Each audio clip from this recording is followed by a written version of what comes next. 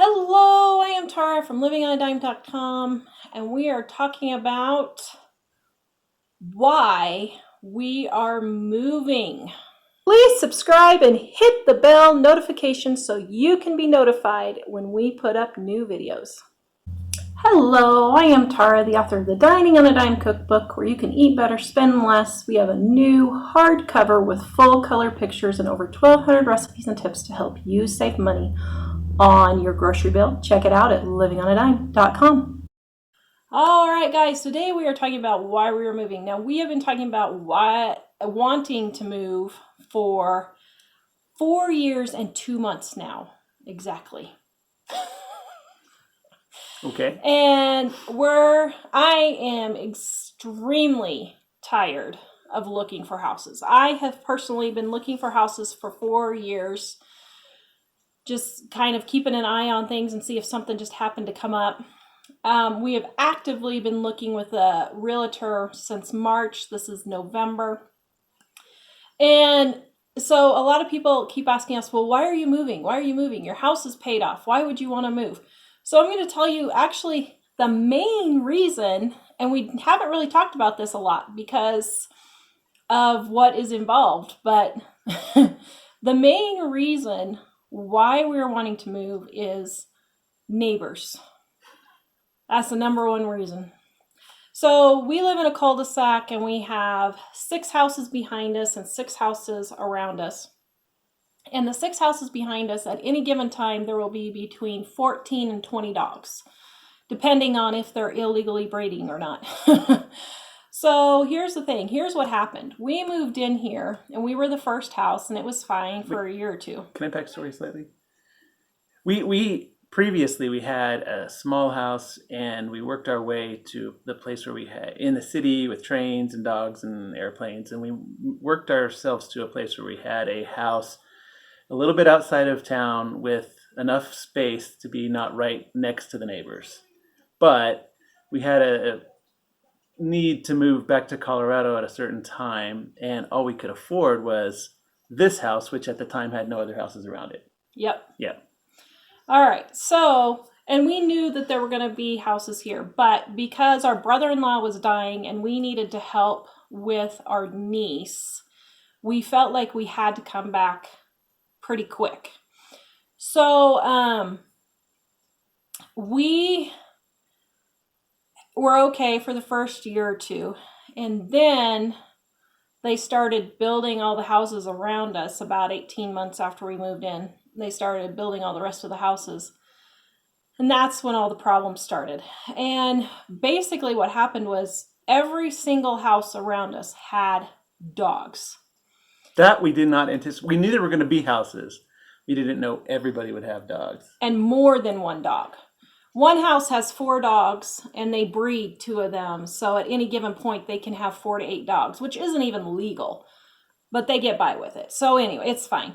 But, well, it's not fine. That's why we're moving. But here's the thing. What happened was these people, because they were both working, were leaving their dogs outside all day long, barking for hours on end. And we are talking 12 to 15 hours on end. Well, never ending. And where we've lived before, most of the people that had the dogs weren't gone all day with the dogs out barking. But here, it's an hour to the city where most people work, Denver. Yeah. And they will go all day long and be gone and leave the dogs outside to manage themselves.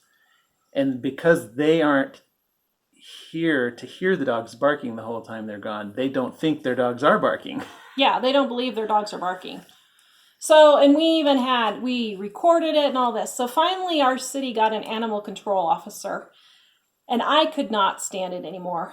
I have chronic fatigue syndrome and fibromyalgia.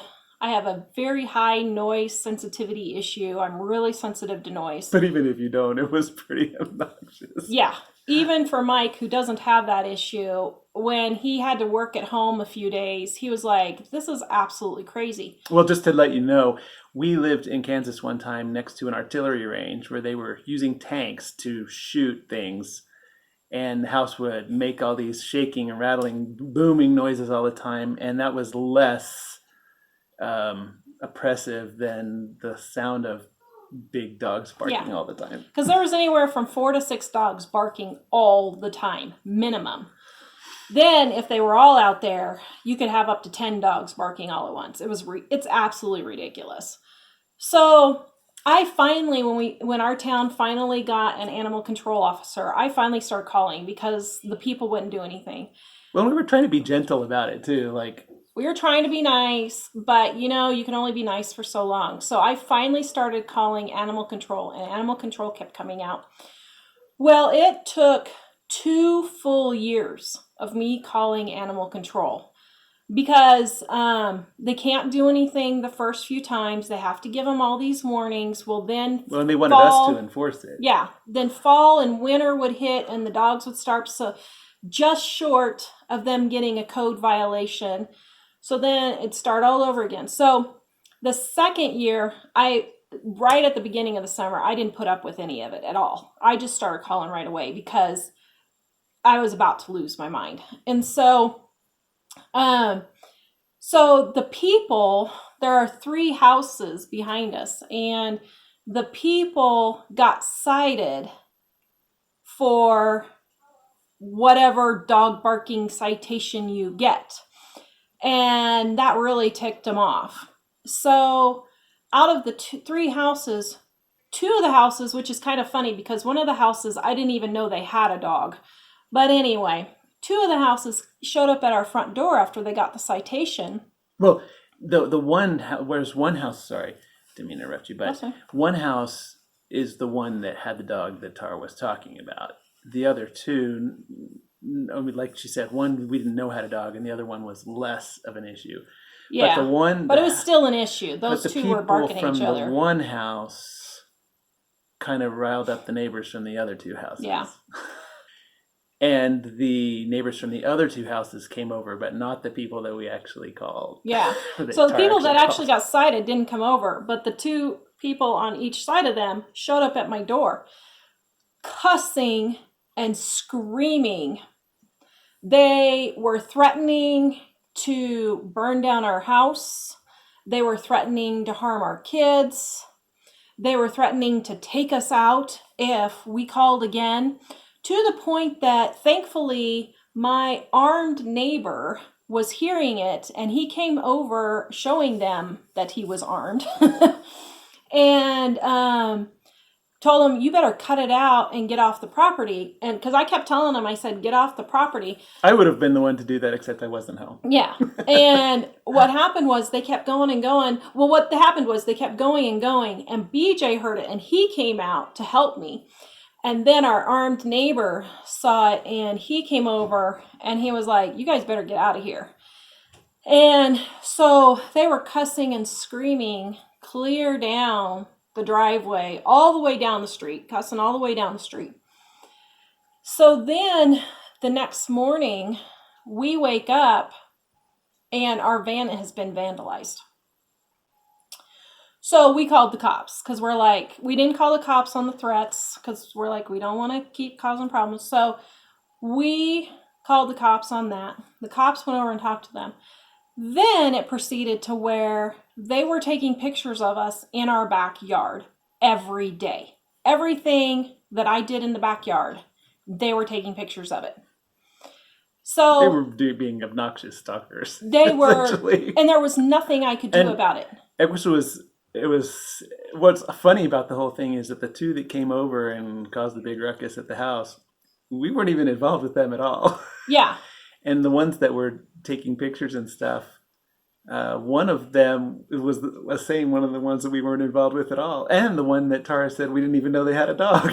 So like they were just being obnoxious because they're dorks. Just to be obnoxious. So that was when we actually decided, okay, that's it. I am done living in a neighborhood. It is time to leave. I've had it. But we have been waiting 4 years since that decision was made. Since I packed the first boxes, we have been waiting 4 years. The problem is here in Colorado, the real estate prices are absolutely absurd. All these people from California are selling their even more expensive houses in California and coming here and paying cash and jacking up the housing prices. And so because they're doing that, the prices are just absurd, and you can't find any land. You can't find houses with land. So we've been looking all the way from the Wyoming border clear down to Pueblo, east of Denver area, and all the way up to Estes Park. And we don't really want to go back to Estes Park. We've looked there, it's in the mountains, but it's not the same place. And we have, other reasons that we don't want to live there. So here's the thing. We are being patient and trying to find some place, but we just can't find it in Colorado. So that's one of the reasons why we decided to go ahead and look in Wyoming and start waiting for a place to come open in Wyoming. Quite frankly, I've been done with Colorado since we moved back. I have not liked it at all since we've moved back here. I like the weather, but we really don't have many friends here. We don't have a church anymore here. And so it's okay, but there's nothing really keeping us here. We don't have any close ties, close connections. I mean, Mike's got a Bible study group and he's got an old guys coffee thing, but they haven't been able to do that for 9 months.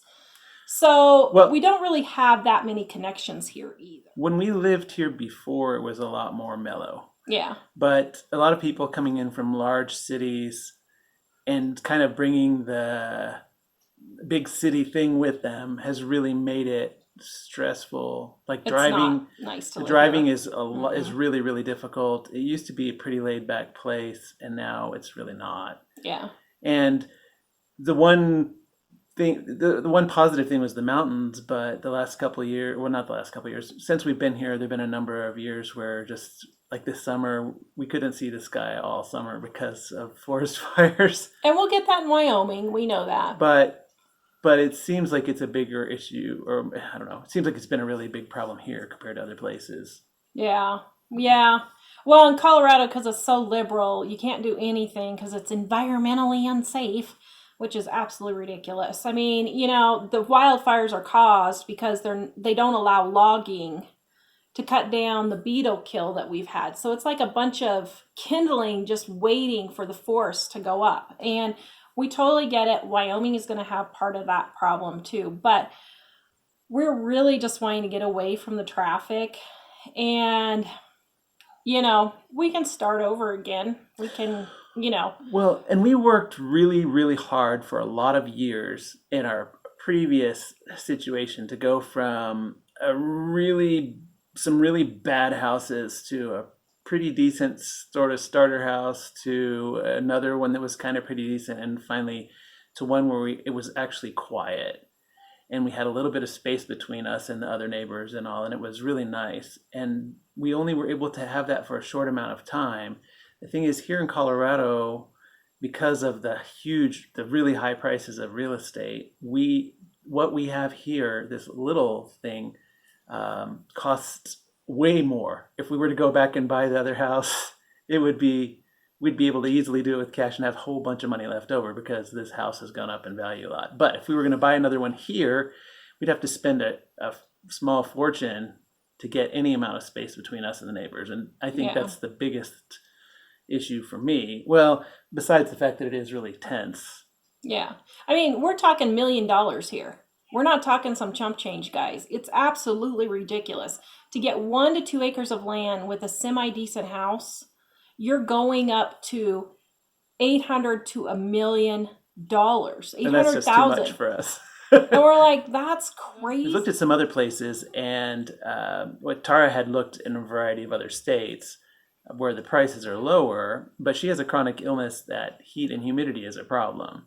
Yep. And after she was looking at a lot of them, I was thinking, I don't think you understand the heat and the humidity, how bad it's going to be.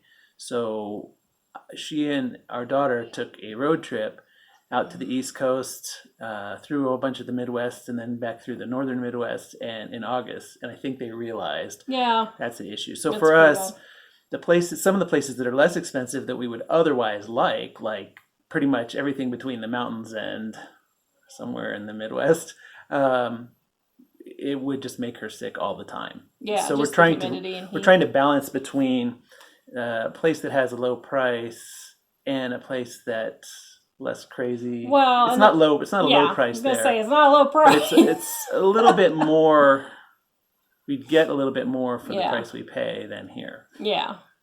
So And it's a similar climate, and I think the people are a lot more like what we have really enjoyed living around before. yeah, the people were a lot more mellow, and they didn't seem like they were tearing their hair out, going crazy, taking their kids to 15 different activities. And maybe they are. I mean, we've lived in small towns, so we know that kids' school activities, everything revolves around that, and we don't do that. So, it may not be a lot better in that kind of area, but the people sure did seem a lot more mellow than they are here. So, anyway, they were threatening to burn down our house and kill us. So that's one of the reasons why we decided to move. And we're still looking at houses, haven't found anything yet, but we're going to keep trying. So, yeah, visit us at livingonadime.com, and we will see you guys next time.